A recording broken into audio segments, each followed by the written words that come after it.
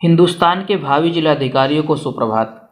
Hello friends, मैं आपका दोस्त गणेश चंद्र पाल स्वागत करता हूं आपके अपने learning platform M for mathematics के यूपीएससी सीसेट सेक्शन में। तो आइए नेक्स्ट क्वेश्चन देखते हैं। नेक्स्ट क्वेश्चन में कहा जा रहा है ABC is a triangle in which AB equal to 3 centimetre, BC equal to 4 centimetre and angle B equal to 90 degree.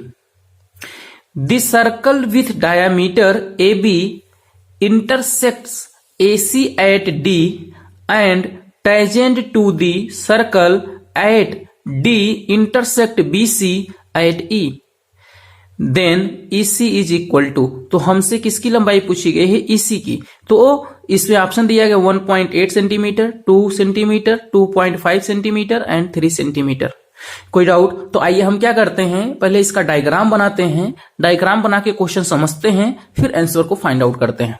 ठीक है, तो हमसे कहा गया है क्वेश्चन में कि ABC क्या है? एक ट्रायंगल है। तो अगर ABC एक ट्रायंगल है तो हमने देखिए ABC एक ट्रायंगल ड्रा कर लिया। ABC जितना बोला जाए बस उसी को ध्यान से देखिएगा, चीजें क्लियर होती जाएंगी। ABC एक ट्रायंगल है। फिर कहा जा रहा है कि AB कितना है? 3 सेंटीमीटर, BC कितना है? 4 सेंटीमीटर। तो देखिए AB है, यह कितना है? 3 सेंटीमीटर। और फिर कहा गया BC कहां है? BC ये कितना है? 4 सेंटीमीटर। कोई डाउट? फिर इसके बाद कहा जा रहा है एंगल B कितना है? 90 डिग्री। तो ये देखिए एंगल B यहां पे बन रहा है, यहां पे B लिखा गया है और ये कितना है? 90 डिग्री है। कोई डाउट? फिर कहा जा रहा है the circle AB diameter, the circle with diameter AB, कि एक सर्कल ड्रा किया गया है और जिसका डायामीटर कितना है? AB। तो AB को डायामीटर मानते हुए हमने भी ये क्या किया? सर्कल ड्रा कर दिया, जो AC को किस पॉइंट पे कट करता है? D पॉइंट पर। इस पॉइंट पे क्या करता है? कट करता है।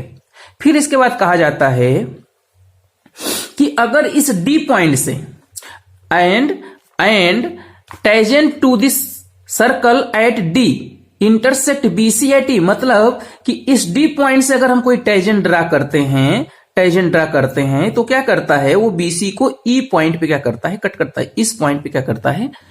कट करता है। तो हमसे पूछा गया EC की लंबाई। EC की लंबाई मतलब ये वाली लेंथ आपको बतानी है, जिसे हमने x मान लिया है।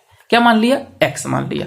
कोई डाउट? अगर टेंजेंट्स ना पता हो किसी को, टेंजेंट्स समझने में दिक्कत हो, तो टेंजेंट्स वो वाली लाइन होती है जो सर्कल को किसी एक पॉइंट पर केवल टच करते हुए क्या करती? पास हो जाती है। वो सिर्फ एक पॉइंट पर टच करती, इसके अलावा दिखने में भले से आपको 1-2 पॉइंट लग रहा हो, लेकिन ये मैथमेटिकली सिर्फ एक पॉइंट पे क्या करती है? टच करती है। तो उसी को बोला जाता है टेंजेंट्स या स्पर्श रेखा। उसी को क्या बोला जाता है? टेंजेंट या स्पर्श रेखा। सबसे पहले ये हम देखते हैं कि भाई अगर ये टेंजेंट है और ये क्या है? रेडियस। तो हमें एक थ्योरम पता है या होना चाहिए कि रेडियस हमेशा टेंजेंट पे क्या होता है? परपेंडिकुलर होता है।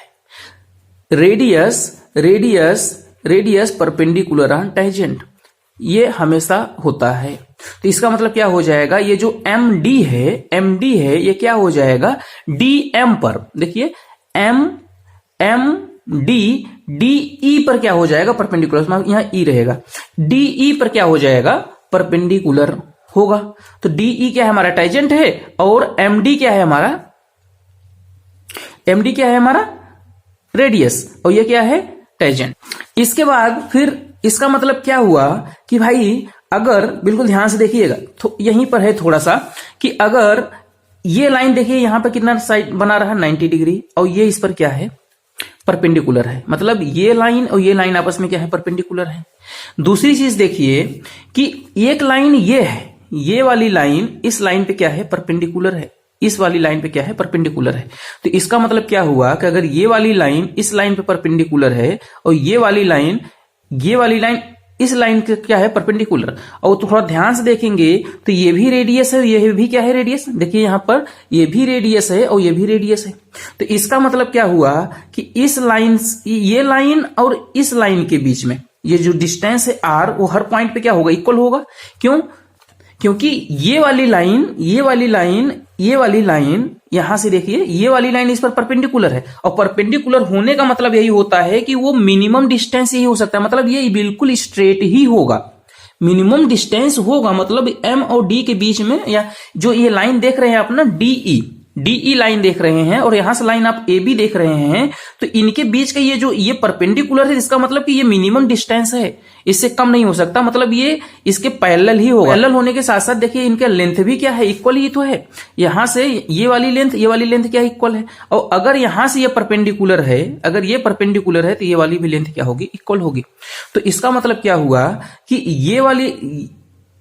ये वाला लेंथ क्या है, इक्वल, और ये लेंथ क्या है, इसके इक्वल है, इसलिए ये लेंथ और ये लेंथ भी क्या होंगे, इक्वल। इसका मतलब सारे के सारे साइड्स क्या हो जाएंगे, इक्वल, और इक्वल होंगे किसके, 1.5 के। तो इसका मतलब क्या हुआ कि भाई अगर ये 1.5 के इक्वल हैं, तो अगर BC को देखिए ध्यान से, BC को अगर ध्यान से देखेंगे तो BC इक्वल टू कितना दिया गया हमें, 4, और BC को लिखेंगे कैसे, देखिए BC को लिख सकते हैं BE plus EC, BE plus EC, और इसकी वैल्यू कितनी, 4, और यहां पर आपने x मान रखा है EC को कितना माना है, x, ठीक है। और इस BE की वैल्यू कितनी आई थी, देखिए यहां से यहां तक 1.5 ही तो था, ये देखिए BE कहां है, BE ये, इसकी वैल्यू कितनी है, 1.5, तो 1.5 यहां रख दीजिए। तो यहां 1.5 रखेंगे तो 4 में से 1.5 जाएगा तो कितना आएगा, 2.5 सेंटीमीटर, इसका आंसर हो जाएगा। तो इससे इसका मतलब क्या हुआ, इसका ऑप्शन नंबर हमारा C सही हो जाएगा। तो EC की वैल्यू कितनी आ गई, 2.5 सेंटीमीटर।